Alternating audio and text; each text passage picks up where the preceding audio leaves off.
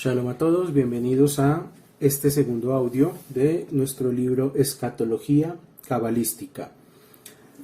Empezaremos a analizar, para empezar, qué somos nuestra alma.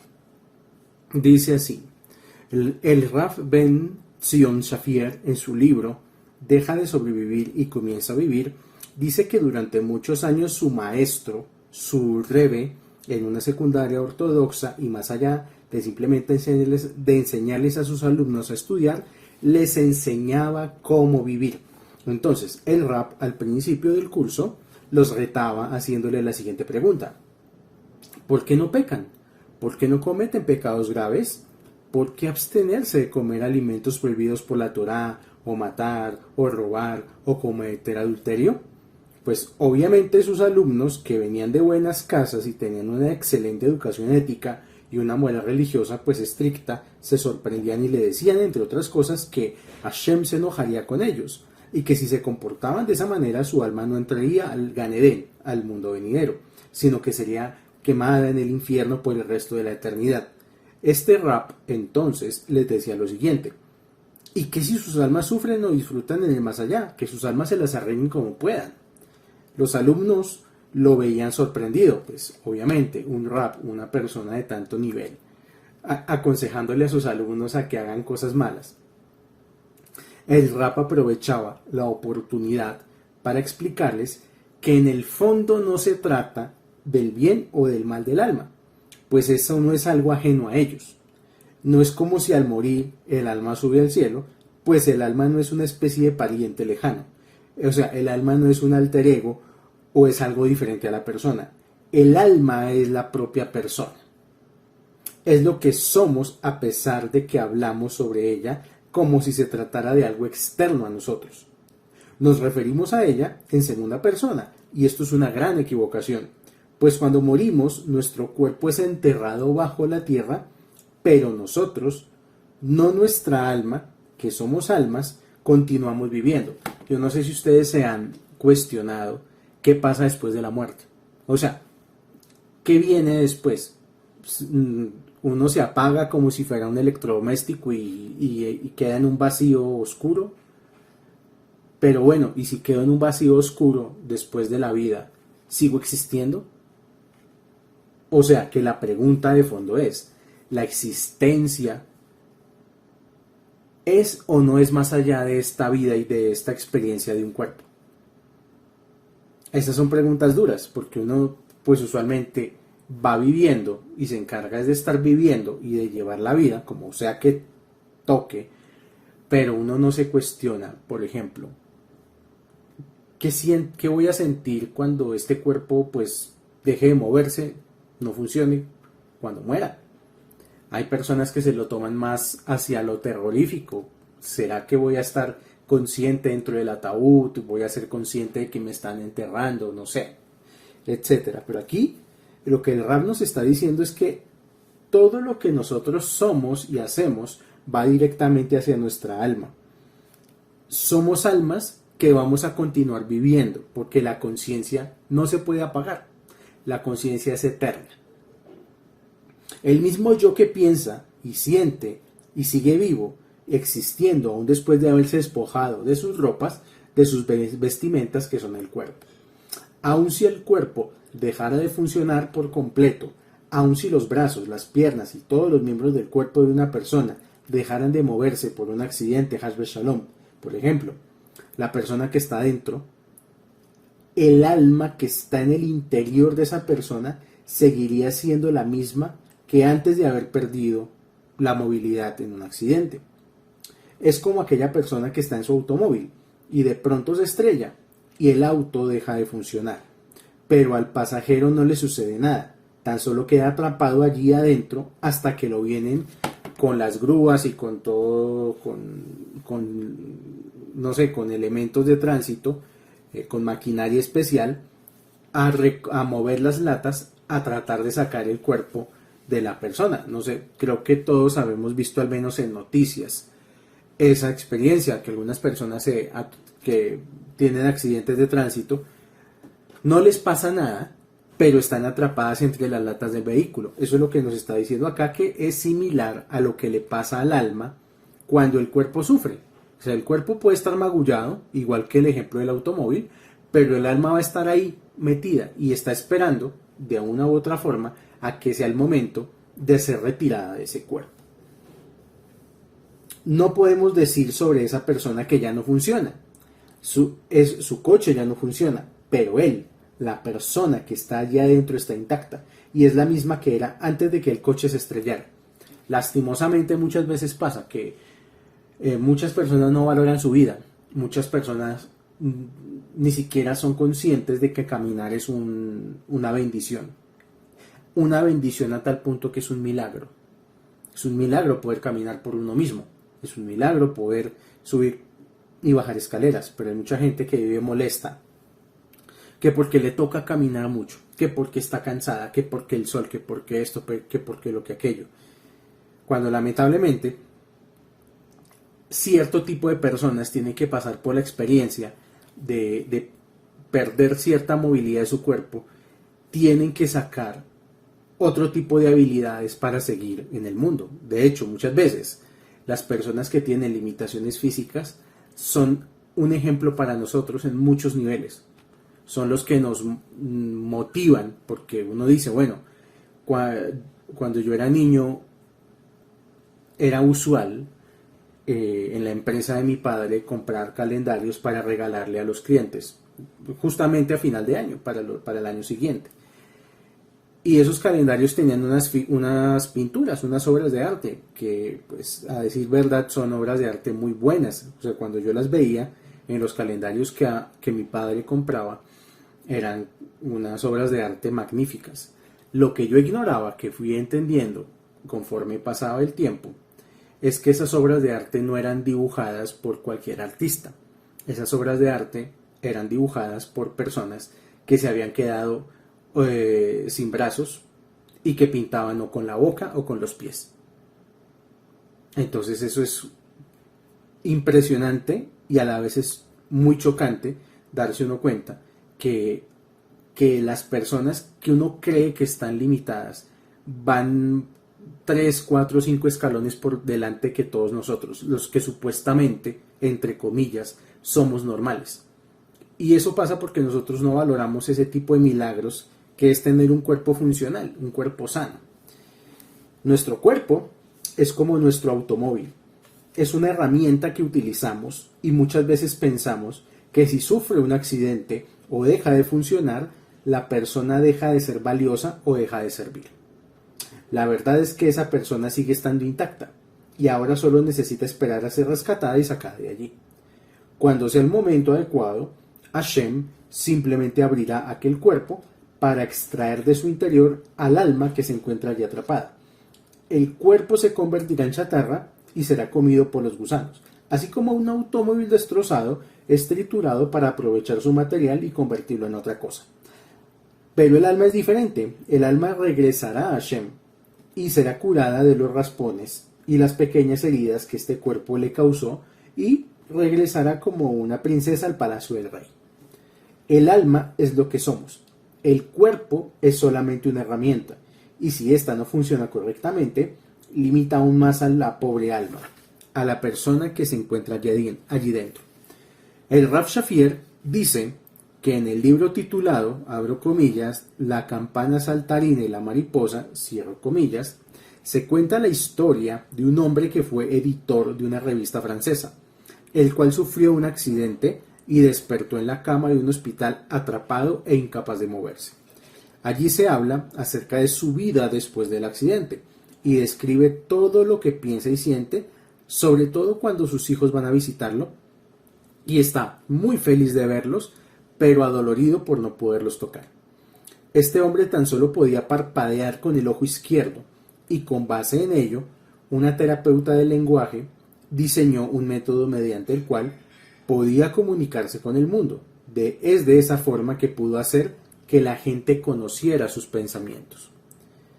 Esta persona, sin lugar a dudas, seguía siendo quien era, pues sus pensamientos, sus sentimientos, sus memorias, el alma, seguía estando allí, pero ahora no podía controlar a su cuerpo, pues este último había quedado prácticamente inservible hasta el día de su muerte, en el cual desde el cielo vinieron a sacarlo de allí, a liberar su alma y a llevarla de regreso a la casa con su creador.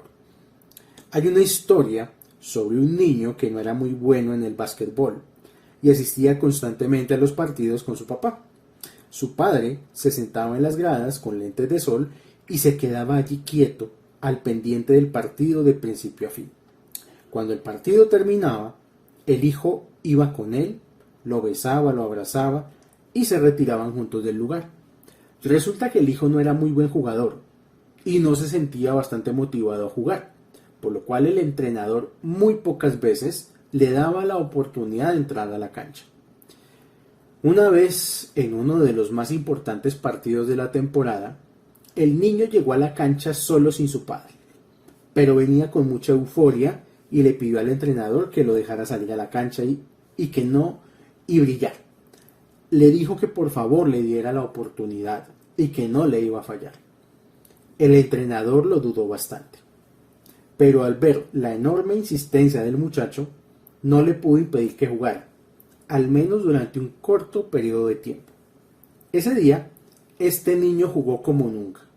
Encestó varias canastas y por su causa pudieron ganar aquel partido tan importante.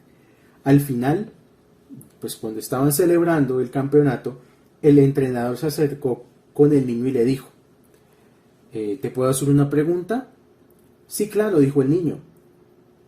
Siempre asistes con tu padre y no juegas con tanto entusiasmo, pero hoy que viniste sin él, hoy que nadie vino a verte, jugaste como nunca. ¿Qué fue lo que cambió de ti? Entonces el niño le va a contestar: señor entrenador, durante años mi padre venía conmigo y se sentaba en las gradas para apoyarme y hacerme compañía. Sin embargo, nunca pudo verme jugar porque era ciego. Pero hace unos días él falleció y ahora por primera vez pudo al fin verme jugar desde el cielo. Es por esto que esta vez jugué con lo mejor de mí, pues estoy seguro de que ahora por fin puede verme. Esta historia, vamos a decir que es una historia, o sea, sin importar que sea real o que no sea real. Es muy triste en una parte, pero ilustra a la perfección una idea muy importante, y es que esta historia nos ayuda a comprender que los límites son físicos y que quien se va de este mundo no solo deja de tener un cuerpo, sino que además deja de depender del cuerpo para poder ver, moverse, para poder volar o para poder ser libre. Si una persona tenía un cuerpo enfermo y se encontraba postrada en una cama sin poder mover su cuerpo, al morir entonces podrá hacerlo, podrá moverse con libertad, una mayor de la que podemos imaginar. De hecho, en el Zohar hay muchas explicaciones sobre estos fenómenos post-mortem, y se dice que la persona, cuando sale de su cuerpo, sus sentidos son aumentados por lo menos unas 10 veces. Entonces el alma siente 10 veces más, ve 10 veces más, se mueve 10 veces más, o sea, tiene más alcance que cuando estaba metida dentro de un cuerpo. Y por eso también es importante saber hacer correctamente un servicio funerario, porque las palabras que se dicen cuando una persona recién ha muerto al lado de su ataúd y el alma está escuchando lo que esas personas están diciendo, puede sentir mucha tristeza o mucha alegría dependiendo de lo que esas personas digan. El rey Shlomo, al final de su libro Mishle, tiene un capítulo titulado Eshet Hayil, en el cual describe una serie de alabanzas sobre la mujer virtuosa. Lo sorprendente es que en un doble sentido estas líneas están hablando también sobre el alma. Todos en Shabbat, cuando estamos el viernes por la noche, haciendo el servicio de Kabbalat Shabbat, Arbit, y luego ya cuando llegamos a casa para iniciar la seudá de Shabbat, siempre pues tenemos esa importante oportunidad de conectar con cierto tipo de rezos, y uno de los rezos con los cuales uno conecta es Eshet Hayil. Típicamente uno dice Eshet Hayil para bendecir a la mujer de la casa. por los esfuerzos que hizo durante la semana. Aquí nos va a decir este párrafo que este poema, el Eshet Hayil, también tiene mucho que ver con el alma. Entonces, vamos a ver. Allí Shlomo dice lo siguiente, abro comillas, no temerá por su casa, por el frío, porque toda su casa está vestida con ropas abrigadoras, cierro comillas. Nuestros sabios nos explican que la casa es el cuerpo, porque es la casa en la cual vive el alma en este mundo. Cuando el alma sale del cuerpo, lo primero que experimenta es una sensación de frío, como aquella persona que sale de su hogar en el invierno. El cuerpo eran las ropas del alma, su casa, su protección, su refugio. El cuerpo la cubría, la protegía y la calentaba. Gracias al movimiento de la sangre, el cuerpo mantenía una temperatura de entre 36 y 37 grados centígrados, o sea, oscila 36.1 y 37.2, y protegía así con este calor al alma y la protegía del frío. Los malvados deben tener miedo de perder sus ropas, de perder su casa, porque al final de la vida, cuando su alma salga de sus cuerpos, sentirán un frío paralizante, un frío terrible. Pero por otro lado, los justos, la gente buena, no debe tener ese miedo, pues una persona que durante la vida fue buena, que fue justa y que hizo el bien, mediante cada una de sus buenas acciones, generó y creó una luz. Y todas las luces que fue creando durante su vida se van entrelazando y tejiendo para crear la vestimenta de luz y santidad que va a recibir el alma. Estas vestimentas vienen hacia la persona después de que el alma abandona su cuerpo y visten al alma calentándola, cubriéndola y protegiéndola. Estas buenas acciones son su vestimenta de luz y mantienen al alma protegida del frío. Es por esto que la persona buena no debe temer porque ya no tiene una morada física. No debe sentir miedo de quedarse sin su casa, que es su cuerpo, al final de su estadía en este mundo, pues toda su casa estará vestida de luz y santidad. El alma de estas personas se desvestirá de su cuerpo para ahora sí vestir ropas sagradas. Como lo dice Rav Chaim Vital, el alumno principal de Arizal HaKadosh, uno de los grandes y más importantes cabalistas que existieron en la historia. Abro comillas. El cuerpo de la persona no es la persona. Al cuerpo se le llama la carne de la persona, como está escrito en Job, capítulo 10 del libro de Job. Dice aquí, me has vestido con piel y carne y me has tejido con huesos y tendones. El hombre es su interior y el cuerpo es como un vestido con el que se viste el alma. Tras la muerte, el alma se desviste para volverse a vestir ahora con ropaje de santidad, ropas puras y limpias, hechas de espiritualidad. Entonces, lo que nos está diciendo aquí, este estudio de Rei Shlomo, del Eshet Hayil y las reflexiones de Rav Chaim Vital, es que es una buena forma de entender por qué estamos en el judaísmo. Nosotros muchas veces asumimos este camino espiritual porque queremos algo.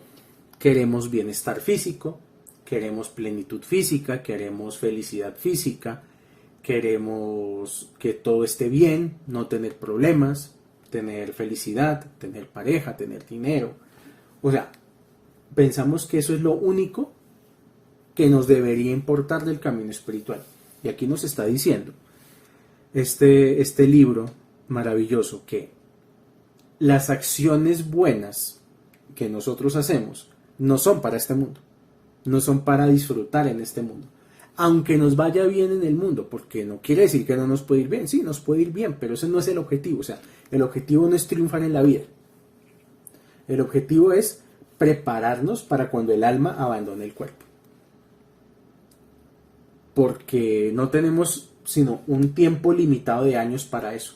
No es que tengamos toda la vida para tomar la decisión de un camino espiritual, que si será que sí, que si será que no, que si lo hago, que si no lo hago, que si guardo Shabbat, que si no guardo Shabbat, que si dejo de comer tocino, que si empiezo a cumplir mis vot, que si empiezo a estudiar más Torah. Nada de eso lo estamos haciendo para tener satisfacción nosotros mismos, ni para sentirnos bien nosotros mismos. De hecho, muchas personas cuando me comentan Me pasa que se sienten bloqueadas porque no sienten que avanzan en el camino. Y uno tiene que analizar hasta qué punto eso es cierto, porque pueda que lo que pase no es que no estén avanzando, sino que no sienten emoción. Y nosotros, los seres humanos, típicamente nos movemos es por las emociones. O sea, cuando empezamos un proyecto y empezamos a imaginarnos que vamos a, por ejemplo, a vender empanadas, y nos imaginamos que vamos a vender las empanadas en 20 tiendas y que nos va a ir muy bien y que todos los meses vamos a tener 10 millones de pesos en la cuenta en ganancias. O sea, entramos con mucha emoción. Cuando vemos las dificultades del proceso de las empanadas, vemos que no se venden todas, que algunas hay que nos devuelven producto, nos toca estar comiendo empanada todos los días, cuando vemos que es mucho esfuerzo, que las madrugadas son muy pesadas, ahí perdemos la emoción y se nos baja la emoción con la cual empezamos. Este camino espiritual no es para vivirlo con emoción, porque la emoción es traicionera. Un día podemos estar sumamente emocionados, animados, con toda, mejor dicho, y en un mes ya no queremos saber de nada, ya estamos desanimados, ya. Si nosotros permitimos que nuestro camino espiritual dependa de cómo nos estamos sintiendo, estamos jodidos. Jodidos mal. Y nunca realmente vamos a avanzar. El secreto de este camino es tomarlo como una misión de vida. Esta es mi misión de vida. Este es mi trabajo. El verdadero trabajo. Y un trabajo, unos días lo hace con emoción, otros días lo hace como una rutina. Puede pasar y pasa. Pero sabemos que esa es nuestra misión y la tenemos que cumplir con determinación. Y una de las razones por las cuales el Yehudí, el judío, el cabalista, vive su vida espiritual con continuidad constante y completa, es porque sabe el Yehudí, el judío, el cabalista, que no importa si le va bien, no importa si le va mal, no importa si tiene, no importa si no tiene, porque lo que está construyendo no es para este mundo, no está construyendo felicidad efímera en este plano material. Lo que está construyendo el estudiante de Kabbalah es las condiciones para que cuando su alma salga del cuerpo tenga buen destino.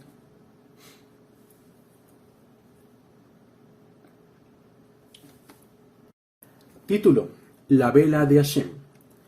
El rey Shlomo, volvemos al rey Salomón, nos enseñó que en Proverbios capítulo 20 versículo 27, abro comillas, el alma de la persona es la vela de Hashem. Cierro comillas. Esta definición quiere darnos a entender que la manera en la que Hashem revela su luz en este mundo es mediante los seres humanos.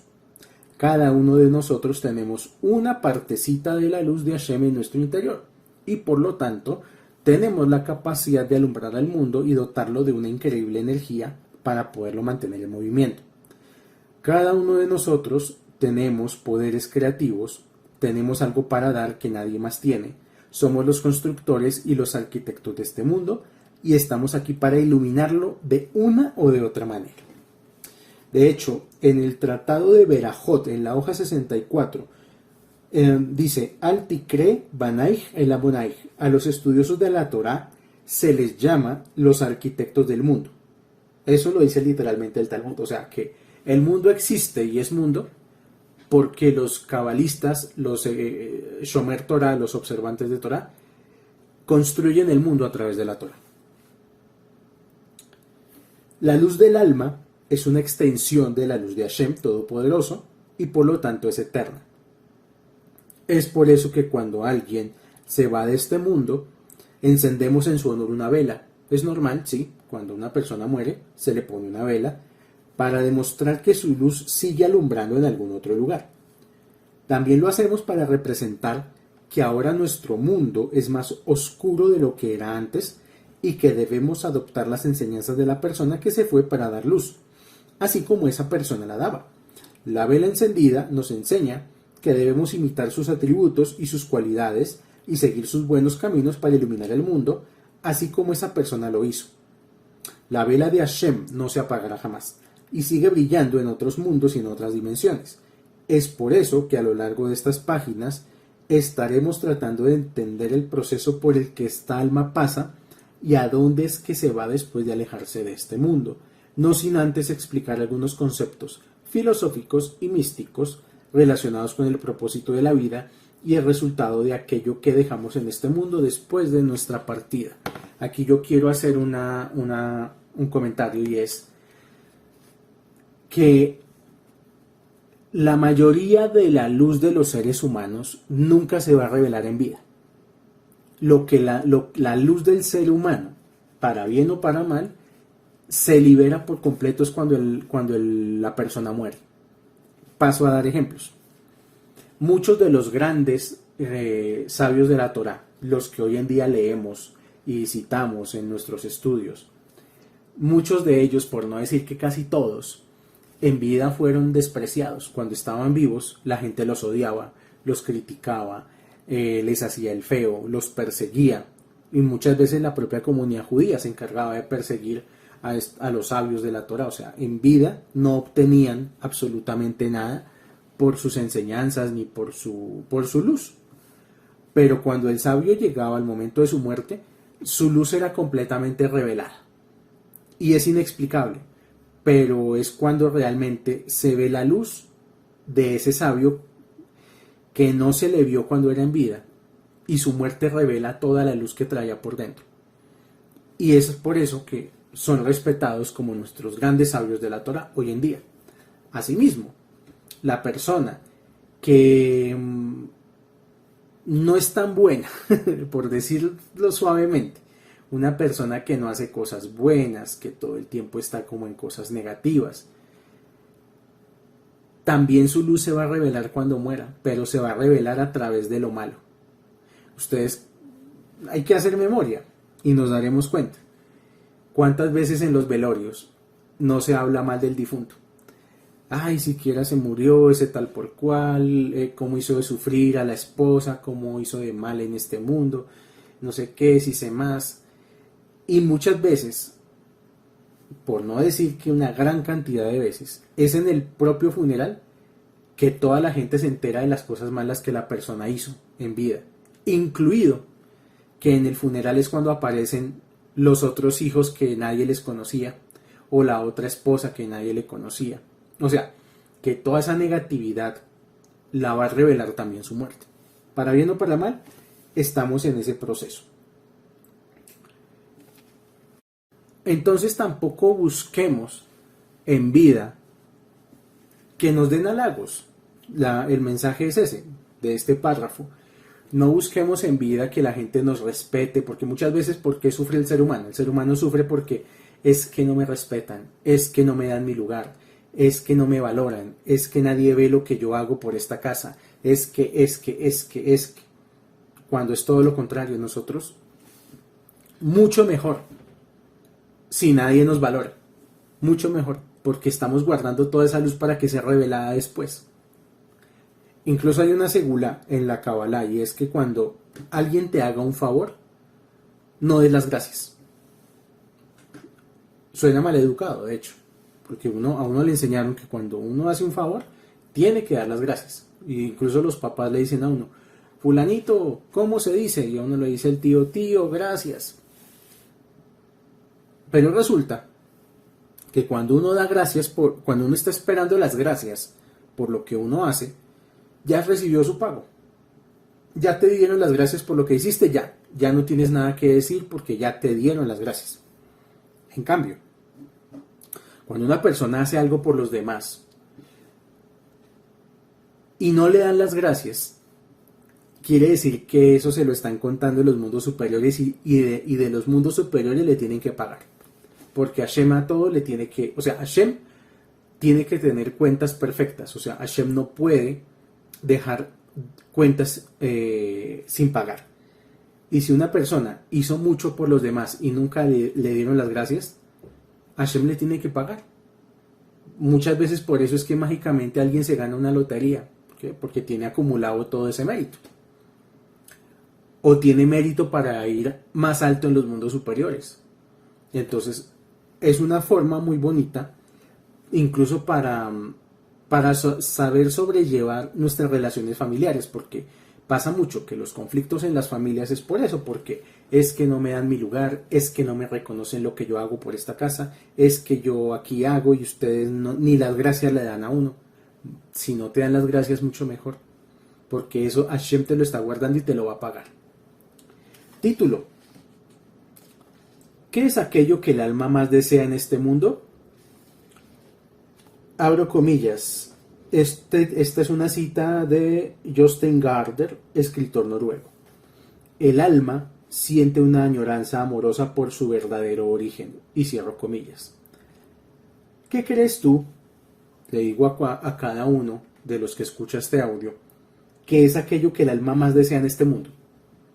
Cada uno en su casa responda, ¿qué es lo que mi alma desea más que cualquier otra cosa? Después de haber estudiado mucho sobre este tema, una conclusión aproximada, aunque sea extraña, el deseo más enérgico que tiene el alma en este mundo es el de morir. Y uno diría, ¿cómo así que el alma quiere morir? ¿Por qué? Porque es la única forma en la cual el alma podrá regresar a su casa y estar nuevamente cerca de Hashem. Morir no como un fin por sí mismo, sino como un medio para poder estar al fin cerca de Hashem, deleitándose de su luz. Es por eso justamente que cuando la persona no siente que aquello que está haciendo lo está acercando a Hashem, se hunde en la tristeza, en la depresión y en la desesperación. Es allí cuando la persona adopta una conducta autodestructiva. Su vida pierde el sentido y lo único que quiere hacer es morir, para así, por medio de la muerte, poder regresar a casa y regresar al regazo de su Creador. Es por eso, justamente, que las personas abusamos de aquello que nos hace daño y no podemos dejarlo de hacer. Muchas veces no podemos controlarlo y no podemos parar. Esto se debe a que, muy en el fondo de nuestro ser, hay algo en nuestro inconsciente que nos dice que ya no queremos vivir. Incluso nos dice claramente que queremos morir, pues existe un vacío espiritual muy grande dentro de nosotros. Y es que hay un alma en nuestro interior con un dilema moral muy fuerte, que por un lado quiere la vida para ganarse un mejor lugar en el más allá, pero por otro lado quiere ya morir para regresar a su Creador lo antes posible. Esto pasa mucho. Muchas veces nosotros juzgamos la vida de los demás y muchas veces tendemos a juzgar la vida, sobre todo de aquellos que supuestamente tienen mucho y tienen mucho dinero, les va bien en la vida, hacen sus negocios, hacen sus cosas, pero esas personas inevitablemente tienen un vacío espiritual porque solamente se dedican a la obtención de cosas materiales y del placer material. Y una de dos, o les llegan pruebas, porque nadie en este mundo está sin pasar por pruebas, o simplemente la persona, al tener todo en el mundo material y ya no tener ninguna satisfacción en el mundo material, empieza un proceso de decadencia. Y esos procesos de decadencia muchas veces se reflejan en varias cosas. Número 1, empezar a tener varias mujeres y buscar esa satisfacción en otras mujeres. Cuando se da cuenta que no es la satisfacción que espera, entonces está el alcohol, están las drogas, están los vicios, está la noche, están un montón de cosas que la persona las busca es porque en el fondo no es una persona completa, una persona que verdaderamente es feliz, íntegramente feliz, no necesita de las fiestas, de la noche, de los tragos, de los amigos, del baile, de las drogas. Simplemente es feliz y es íntegramente feliz. Casi que uno puede decir no necesita de nadie, pero para eso hay que llegar a ese nivel. Mientras tanto siempre estamos buscando que otros nos den felicidad de una o de otra manera. Entonces una de las consecuencias de no tener un camino espiritual es ese, que uno inevitablemente va a tener esos choques a nivel de alma. Y como la persona no está avanzando espiritualmente, el alma va a querer salir del cuerpo. Y una forma de querer salir del cuerpo es a través de los vicios. Del vicio del alcohol, del vicio de las drogas, del vicio de la comida, etcétera, etcétera, etcétera. Cuando el alma siente que aquello que hacemos y a lo que dedicamos nuestras vidas nos está haciendo ganar un mejor lugar en el más allá, de una o de otra forma, entonces está tranquila y se siente feliz de estar en este mundo. Pero cuando el alma siente que aquello que hacemos nos está alejando de aquel fin o incluso propicia perder la oportunidad de regresar a casa, de volver a Hashem, entonces el alma quiere salirse inmediatamente y abortar la misión que vino a realizar en este mundo. Es allí cuando la persona busca la manera de morir de una u otra forma, utilizando desde los métodos menos efectivos que funcionan a mediano y largo plazo, como los excesos en la comida, la bebida, el cigarro, las drogas o el juego, así como los más efectivos que nos matan mucho más rápido, como son el ponernos en situaciones de peligro extremo, manejar a altas velocidades o incluso, Hasbe Shalom Barminan lo aleino, el suicidio. Es este sentimiento el que nos impulsa a hacer cosas peligrosas o practicar deportes extremos, como saltar en las cataratas, bungee jumping, bucear con tiburones blancos, los descensos peligrosos en bicicleta. Bueno, hay muchos deportes que lo que hacen es poner la vida en riesgo. Cuando el alma siente que se está alejando de Hashem y que está perdiendo la oportunidad de volver a casa, inmediatamente busca el peligro. Quiere sentir que por fin ha llegado el momento de reunirse con su Creador, y es por eso que a los seres humanos nos gusta lo extremo, lo peligroso y la adrenalina, porque el peligro nos hace sentir la muerte muy cerca, y esa sensación de que el alma experimenta al tener a la muerte tan cerca es bastante placentera, porque siente la emoción de que al fin va a volver a casa y se va a reunir con Hashem. Es justamente por esta razón que cuando se hacen esta clase de cosas peligrosas, el rostro cambia de color, se torna de color rojo o incluso pierde el color. Al ver la muerte tan de cerca, lo que sucede es que la sangre del cuerpo sube al cerebro y el alma hace presión para aprovechar la oportunidad y salir escapando de la prisión del cuerpo. Pero al no lograrlo, se retrae y por lo tanto la persona pierde el color de la cara y empalidece.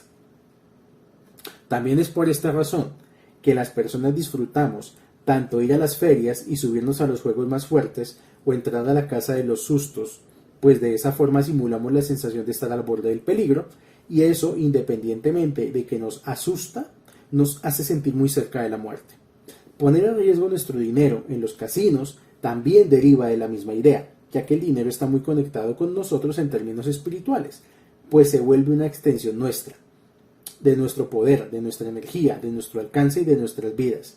En arameo el dinero se llama damim, que literalmente la palabra damim significa sangres, ya que el dinero está ligado a nuestro nefesh, a nuestra alma. Dimos de nuestra sangre y dedicamos nuestras vidas para conseguirlo, y por lo tanto, perderlo es como perder nuestro nefesh, un pedazo de nuestra vida y una parte de nuestra alma. Esto significa que la muerte para el alma es algo positivo. El alma añora el día de la muerte más que cualquier otra cosa en este mundo, y no hay deseo más fuerte que arde en ella que el deseo de regresar con Hashem para cobijarse debajo de su regazo y disfrutar de su resplandor. Eso y solo eso es lo que el alma más desea, y aquello que desea con toda su fuerza y con toda su energía. Esto nos enseña a ver la muerte desde otra perspectiva. Nos enseña a valorar la vida y aprovecharla, pero también a no temer a la muerte, incluso a esperarla con ansias y anhelar llegar a ese momento, habiendo cumplido exitosamente con nuestra misión en este mundo. Sin embargo, esto ya es un comentario mío, también este párrafo nos sirve para ver nuestros vicios, por ejemplo. ¿Qué clase de vicios tengo yo? Vicio con el trago, vicio con la comida. Y si yo tengo ese vicio es porque tengo un vacío en el alma. O sea, que yo no voy a parar con el vicio dejando de tomar el vicio. O sea, yo no voy a dejar de fumar cigarrillo simplemente dejando de comprarlo. Eso solo me va a generar un patrón de ansiedad muy fuerte. Para cortar con un vicio hay que entender que tenemos que llenar ese vacío con mucha espiritualidad. Cuando llenamos ese vacío con espiritualidad, el vicio por sí mismo desaparece, porque ya no es necesario en nuestra vida. Ya estamos alimentando el alma verdadera y auténticamente. Título: ¿por qué existe la muerte? El Ramjal, en el Derech Hashem, capítulo 3, versículos 6 al 9, basado en la sabiduría de la Kabbalah, da una muy profunda explicación a la razón por la cual las personas debemos morir. Dice, el cuerpo y el mundo entero deben atravesar una etapa de destrucción y renovación antes de poder llegar a la perfección. Estas son sus palabras, abro comillas. Cuando Adán fue creado, estaba conformado por dos opuestos iguales, el cuerpo y el alma. Su entorno contenía tanto al bien como al mal, y a él se hallaba en equilibrio entre los dos, para elegir el que deseara. Lo que correspondía hacer, sin embargo, era elegir el bien. De haberlo hecho, su alma habría superado las restricciones de su cuerpo y lo espiritual habría dominado a lo físico.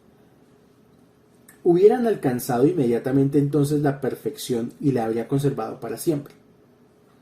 Normalmente estamos conscientes de la existencia del alma solo porque nos proporciona la vida y la habilidad de pensar. Sin embargo, es necesario darnos cuenta de que el alma también tiene otra función, y es que el alma purifica nuestro cuerpo físico, elevándolo gradualmente hasta ella, de modo que igualmente éste pueda obtener placer de la perfección junto con el alma. Si Adán no hubiera pecado, habría sido capaz de alcanzar su perfección total. Su alma podría haber purificado a su cuerpo, paso a paso, hasta que hubiera alcanzado el nivel requerido para participar de manera permanente de la felicidad eterna. Sin embargo, cuando Adán pecó, las cosas cambiaron grandemente. La cantidad del mal que existía inicialmente era justo la suficiente para asegurar que el hombre estuviera en equilibrio perfecto, lo cual le permitía alcanzar la perfección mediante su propio esfuerzo. Pero, después de pecar, ocasionó que se incrementara la maldad, tanto en sí mismo como en toda la creación. Como consecuencia, le fue mucho más difícil alcanzar la perfección que Dios le había destinado. Al principio era muy fácil para el hombre superar sus defectos naturales y alcanzar la perfección. La sabiduría superior había arreglado las cosas de la mejor y más justa manera. La única razón por la cual el mal y los defectos surgieron en el hombre fue para que los hiciera parte de su naturaleza, a fin de que voluntariamente pudiera abandonarlos a favor del bien. Al alejarse simplemente de sus deficiencias, tanto en sí mismo como en el mundo, se supone que el primer hombre alcanzaría la perfección de inmediato y no necesitaría muchos más esfuerzos. No obstante, cuando Adán pecó, él personalmente causó el ocultamiento de la perfección y el consiguiente incremento del mal. El hombre mismo fue responsable por la gran cantidad de maldad que había dentro de él y en consecuencia le fue mucho más difícil abandonarla. Ya no podría alcanzar la perfección tan fácilmente como cuando no tenía responsabilidad alguna por sus defectos personales. Así, el esfuerzo requerido para alcanzar la perfección se redobló. Ahora, primero el hombre debe de volver a sí mismo como al mundo, al estado en el cual ambos estuvieron antes del primer pecado. Solo entonces puede el hombre elevarse de ese estado a su nivel predestinado de perfección. Además de esto, la justicia decretó que ni el hombre ni el mundo fueran capaces de elevarse hasta la perfección mientras permanecieran en su actual bajo nivel. Debido a que permanecen en esta condición degradada y no ideal, y que la maldad se ha incrementado al mismo tiempo, ambos deben atravesar una etapa de destrucción antes de que puedan llegar a la perfección. Por lo tanto, el hombre debe morir y todo lo demás que fue corrompido con él también debe perecer. El alma no puede purificar al cuerpo hasta que éste muera y se deteriore, y se ha construido una nueva estructura en la que pueda entrar el alma para purificarla. El mundo entero debe igualmente ser destruido y dejar de existir en su forma actual, y debe entonces resurgir en un nuevo estado, el cual merezca alcanzar la perfección. Por esto se decretó que el hombre deba morir y luego sea traído de nuevo a la vida. Este es el concepto de la resurrección de los muertos, o como se dice en hebreo, Tehiyat Ametim. De manera parecida, el mundo entero debe ser destruido y luego renovado. Este es el significado de lo que nuestros sabios nos enseñaron. Dice aquí en el Talmud Babli, Tratado de Sanedrín, hoja 97a. 6000 años existirá el mundo y durante 1000 permanecerá desolado. Al final de esos 1000 años, Dios dará nueva vida a su mundo. Con este comentario terminamos esta sesión de escatología cabalística. Solamente queda por decir que la misión del alma es elevar de categoría al cuerpo. Se dice que incluso hay un fenómeno muy común entre los grandes jajam, los grandes sabios de la Torah, los grandes adikim, y este fenómeno es que sus cuerpos no se corrompen, el famoso fenómeno de los cuerpos incorruptos. Una historia nos cuenta, y esta historia fue verídica, esto sucedió en la ocupación de los alemanes. Estamos hablando de la Segunda Guerra Mundial, que los alemanes estaban ocupando Europa y sobre todo las zonas donde eran asentamientos judíos, principalmente Checoslovaquia, Polonia. Llegaron a lo que era Checoslovaquia, hoy República Checa, y pues para humillar a los judíos que vivían en este sitio, ellos obligaban a exhumar los cadáveres de los rabinos que pues habían muerto y que eran de ese sitio. Y pues cuenta la historia que fueron a exhumar un cuerpo de un gran jajam, de un gran rabino que había muerto hace por lo menos 70 años, para burlarse de él y para pues hacer cosas degradantes. ¿Cuál fue la sorpresa? Que cuando abrieron la tumba encontraron su cuerpo totalmente intacto, o mejor dicho, completamente intacto. No tenía el mínimo rastro de putrefacción, o sea, estaba en estado perfecto, o sea, estaba como si recién hubiera fallecido. Pues ¿cuál sería la sorpresa y el miedo que le dio a estos soldados estúpidos alemanes, que salieron corriendo aterrorizados?